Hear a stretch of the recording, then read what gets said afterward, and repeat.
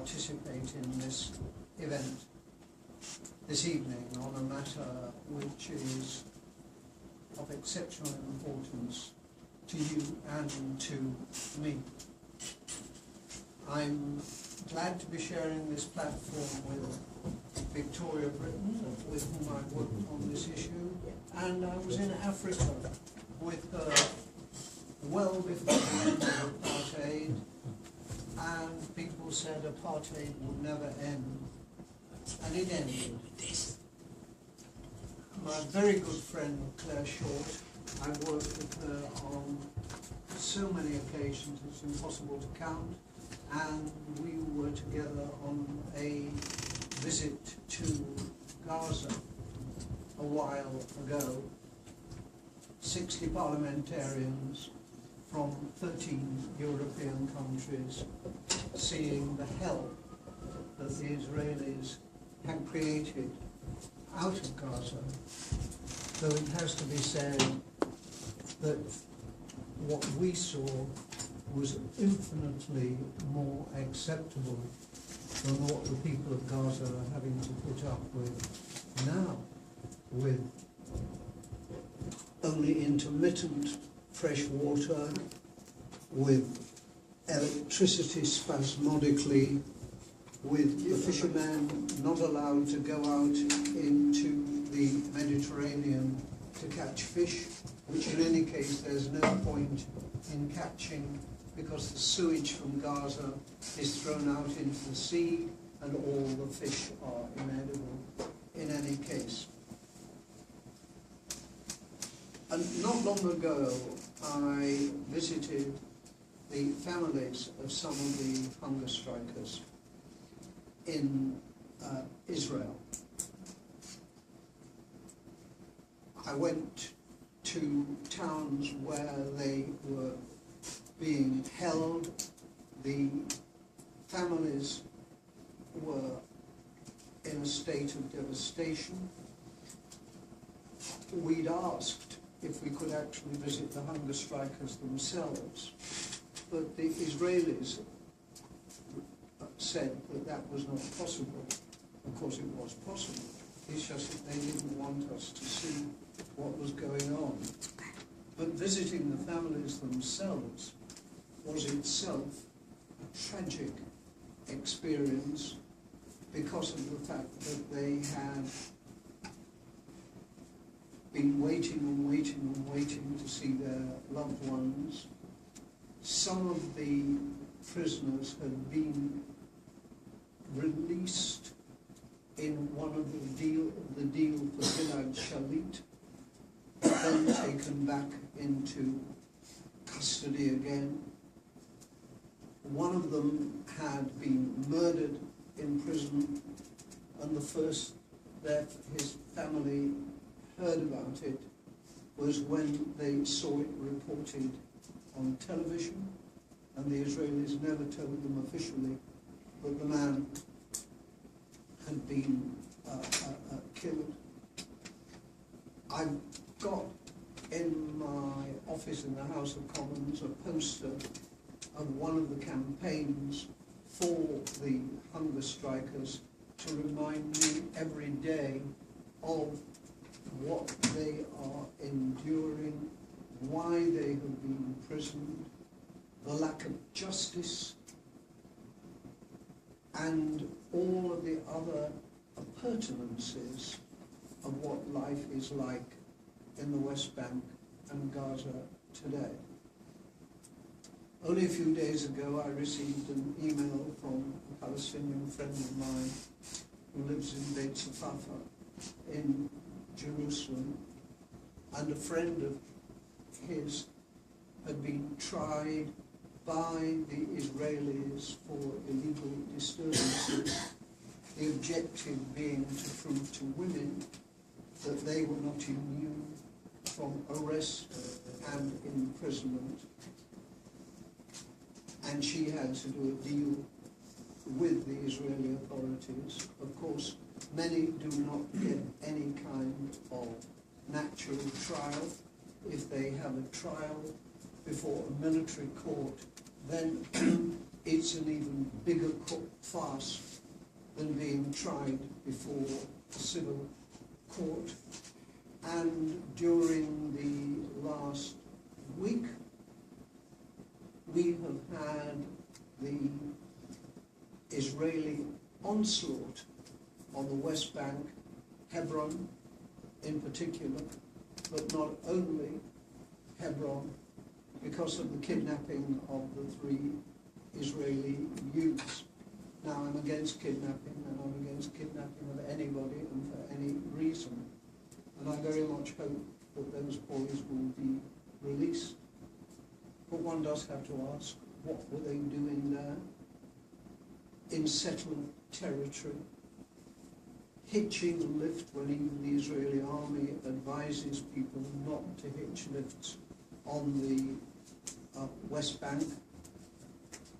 And the response of the Israelis has been immeasurably out of proportion to the plight of the kidnapped youths, namely that they have so far killed 4 Palestinians, but there's no campaign about the 4 Palestinians who have been murdered.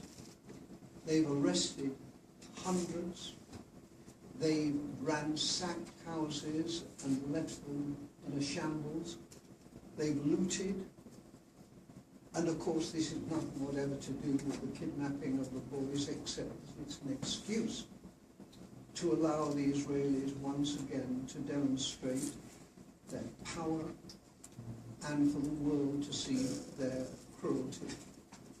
And talking to the families of these hunger strikers led me to understand more than ever what a hell people are going through. As I say, the Israelis do deals and then they break the deals. Among the people they've arrested during the last few days were people who were released with a Gilad Shalit deal. And if they do more releases in order to get these boys back, no doubt that in itself will, the good faith insofar as such a phrase can be used, will be violated pretty soon. The Israelis are ungovernable and uncontrollable. That doesn't mean that they could not be controlled. They could be controlled with ease. When George H.W. Bush, the senior Bush, was President of the United States, it was proposed that there be talks, peace talks, in Madrid. And the Israeli Prime Minister, Yitzhak Shamir, refused to go. And Bush said, if you don't go, I will withdraw $4 billion of loan guarantees for the resettlement of Russian Jews. And he went. And that's the only way to deal with the Israelis. You can't appeal to their good nature because they don't have a good nature to appeal to. What you have to do, and what is signally not being done, is to use the power of money over them. Claire and I and other colleagues of mine have travelled around the areas, and what is so appalling, among many other things that are appalling, is the comparison between life in the West Bank villages and life in the settlements. When we were campaigning, Victoria and I and so many others, for the end of apartheid, I went to South Africa as a guest of the South African Council of Churches, and I saw life in the townships and the life of the white supremacists in Johannesburg and Cape Town and Durban and East London and so on. There were great distances between the townships where the South Africans lived in asbestos-ridden huts and the cities. So there was no direct and swift comparison. But the Palestinian villages on the West Bank are minutes away from settlers. The settlers living in enormous comfort, and the Palestinians with sewage down the streets, with the Israelis coming in the whole time, with the checkpoints.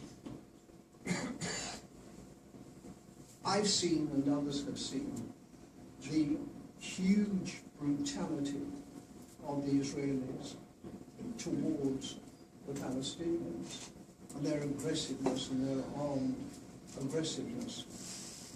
But in a sense, what happens in the checkpost is worse, because although it's not lethal, it is routinely oppressive.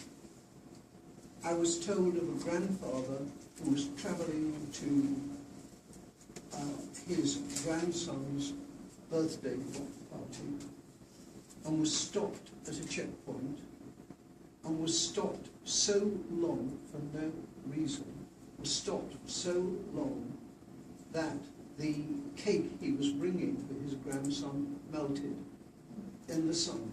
So what, you might say, but it's another wound. I have a good Palestinian friend who's an academic, and when I last visited the Palestinian territories, we arranged to have lunch together, and he telephoned me and told me that he had to go to Ramallah for an academic engagement, but as soon as it was over, he would drive to Jerusalem, where I was, and we could lunch. And late in the morning, I got a telephone call from him, and he said, I finished my work in Ramallah, and I'm now leaving for Jerusalem, and subject to checkpoints, I shall be with you in half an hour. He, like all the other Palestinians, has to write checkpoints into the routine of his daily life. Now, all this is dreadful, and it has been going on now for 47 years. And there is no sign of it stopping. There is no sign whatsoever that the Western powers will lift a finger to ease the plight of the Palestinians, let alone bring about a proper settlement. The British government, William Hague, the Minister for the Middle East, Hugh Robertson, utter phrases about how bad it is and how the settlements are illegal and how the wall is illegal, etc., etc., etc. But words will not cure the plight of the Palestinians. Kerry went through the motions on the peace settlement, but no effort was made to enforce a settlement. No effort was made to compel Netanyahu actually to negotiate. He got no support whatsoever from Barack Obama, who made a speech in Cairo, and he makes these speeches, which some people regard as eloquent, which I regard as windbaggery. He makes the speeches and does nothing because he does not care. I don't know what Barack Obama does care about apart from Barack Obama, but he has shown no sign, less sign I might say than Jimmy Carter or Bill Clinton. He has shown no sign of being determined to bring about a settlement between the Israelis and the Palestinians. It's now reported that Hillary Clinton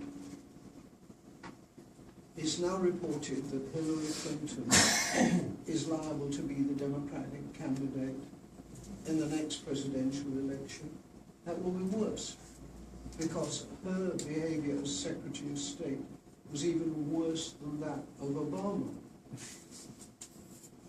Hillary Clinton goes back to when she was a candidate for the Senate in New York State and relied on Jewish votes, Jewish organization, and Jewish money to help her to get elected. And and that is what she is. And I look forward with fear to the possibility of her becoming President of the United States. Not that there's anybody else around who looks as though they will be better. The European Union doesn't even take useful action with regard to settlement goods, as does not the British government. So we mustn't despair. Apartheid ended.